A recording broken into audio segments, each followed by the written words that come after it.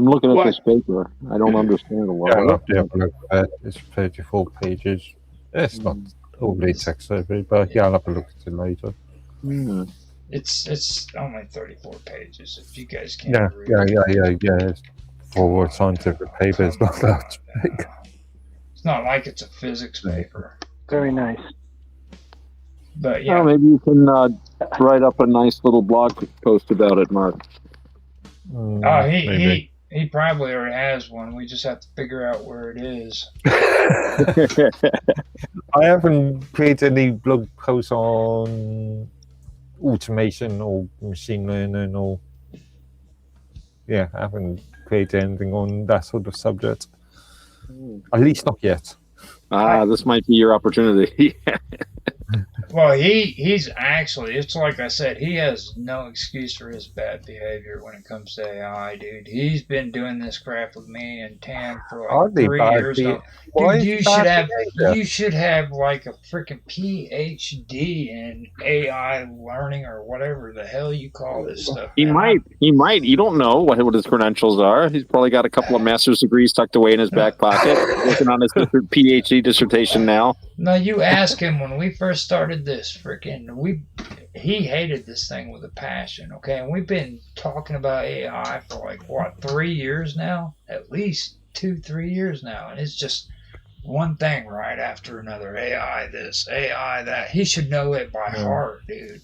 Seriously. As I said, I've been getting extremely sick of hearing the term artificial intelligence over and over and over and over and over and over on a daily basis. Well, at least we didn't say cryptocurrency, or we didn't say freaking crypto. What's the other one you hate? It has to do with crypto. AI has the ability to do more to influence society than just about anything we've talked about. And I think everybody here knows that. And I think everybody here knows the importance of controlling AI.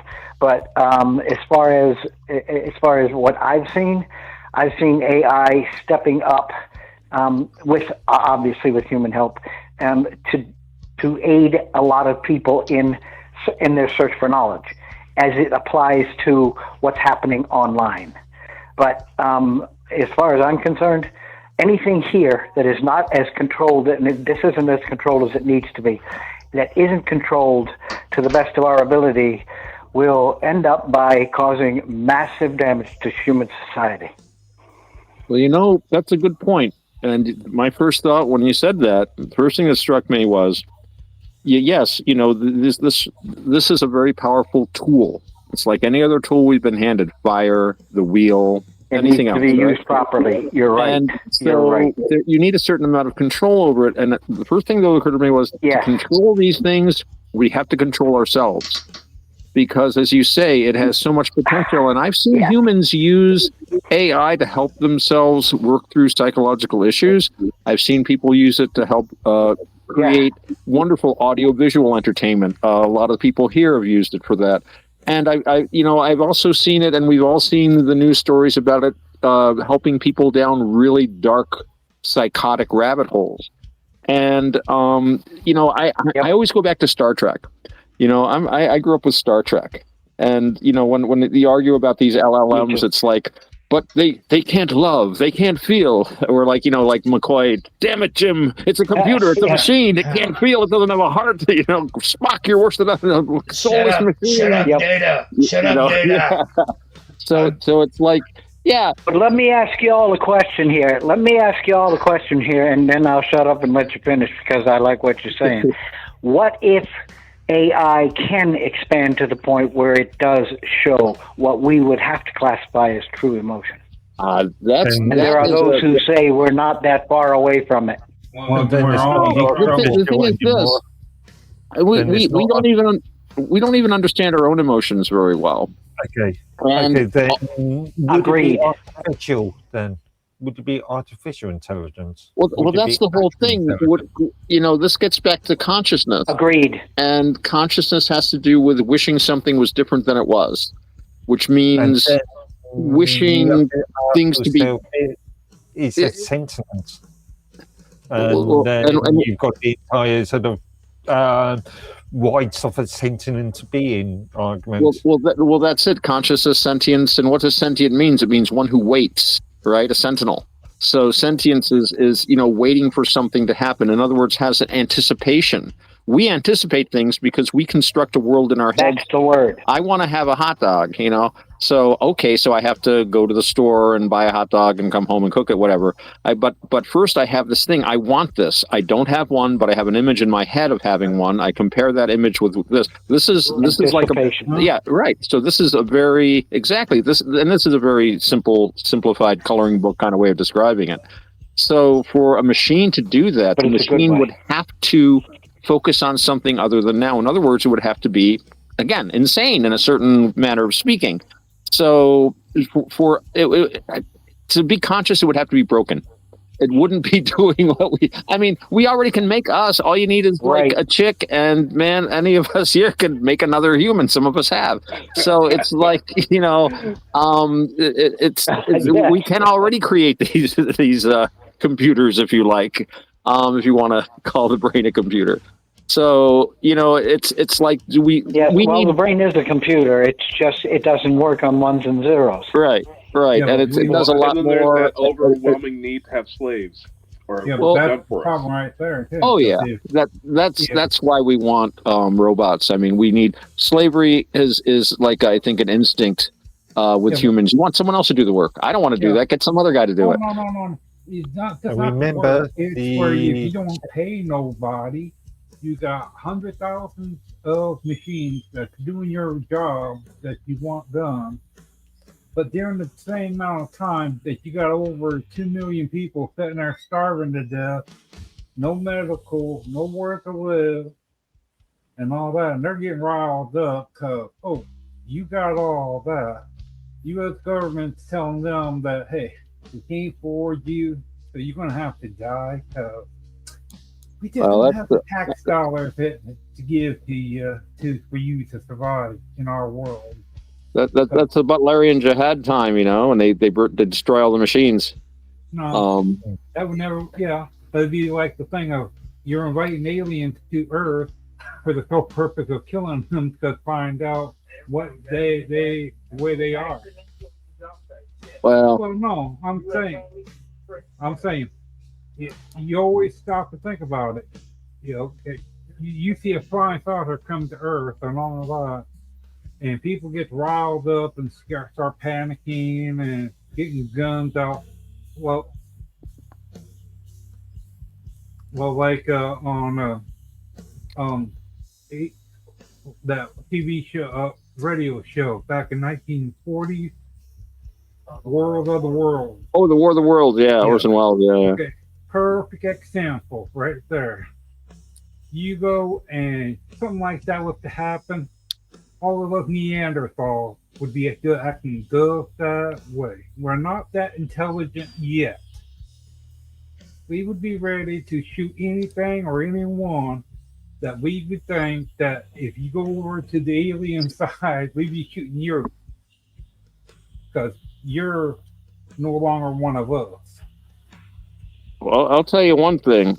I was talking before about that British American intelligence program called Majestic. Yeah. The guys that were running this was run out of something called the London Controlling Office. They basically ran the country during World War II. And there was a conversation recorded, and when I read this wonderful book by Anthony Cave Brown. It's called A Bodyguard of Lies. And it's from a very famous quote by Winston Churchill, or WC as I like to think of him, who said that the truth is so precious it requires a bodyguard of lies, or words to that effect. Yeah.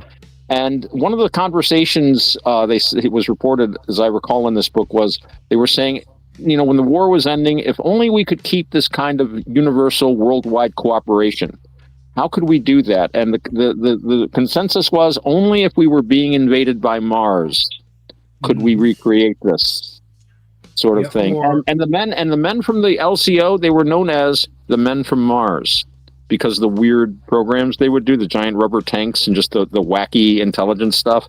So again, make of that as what you will. But the minute I hear the government start talking about, hey, you know, we're going to reveal all this knowledge about aliens, and you know what that means? It's an emergency. We need cameras in every room in your house to protect you from the aliens. We have to suspend all elections to protect you from the aliens. We have, you know, I mean, there's a lot of stuff you can do with aliens if you're a government. I'm not saying that our government would, but I'm just saying if I was running, yes, Bluebeam, exactly. If I was running a government, and I do put my head of state hat on once in a while, I think of it, that could be a very handy governance tool, you know. I'm not advocating it, but just from a governmental perspective. We've got Not only do I agree with you. Yeah, so I was just thinking, we've got an alien invasion. Oh, we've got to unify as a one world government. Yeah. And that leads into a problem. Project One Bluebeam. world government, then you got a bunch of outside other people that they're feeling hurt because they're not part of the big picture of the whole thing. And then you get this thing of power trip, you know, wanting to see who's going to fight for what, you know, like we call the rope, who can pull who farther. Yeah, like a tug of war, yeah. I do want to mention the Brookings report too, just so because you kept talking about War of the Wars and how that affects it. And if anybody, if you mute that, I made it out there. Yeah, you totally faded out. Now, hold on, can you hear me? Okay. But you might want to have a look at that. Let me see. Can you hear me? Yeah. Anyway. Well, Project Bluebeam is a thing, and again, it comes back to you always have to, whenever there's any kind of an announcement, whenever the government does anything. Yes. Yeah. Okay. So how about now? Yeah. Fine. Okay. So the Brookings report. Okay. Have you guys ever heard of that? Yeah, sounds familiar. Yes. Now the Brookings report is a load of shit that was put out by by NASA back in the 1960s, and what that they push this freaking propaganda telling everybody that, and they did. It's clearly in the documents. It's open to the public and everything, and it says that freaking humanity could not handle the fact if they found out that UFOs and aliens existed, that civilization would collapse and religions would turn in on themselves and all this crazy shit. Okay, Buddhists wouldn't care. Buddhists wouldn't care. It goes back to that film that I keep on mentioning that on my Midworthy's video group, movies group. Red Planet Mars, remember rightly? That talks about this, but this was created in the 30s, 50s. And that's my whole point. I think I know. Yes, I know the movie you mean, where the guy who was in touch with Mars, and all of a sudden society there was a complete societal breakdown. Yeah. People were thrown out of work, industries collapsed. All because Mars was sending nothing. Yeah, I thought that was kind of silly, actually. Part of that donut. I mean, the banana donut. Yeah. Now that's kind of what I wanted to bring up. Don't listen to a lot of that shit, because like War of the Worlds. I mean, that's a lot of speculation. They said that there were people who died because of that, but I mean, come on, seriously, like. Well, Orson Welles did kind of milk it a bit.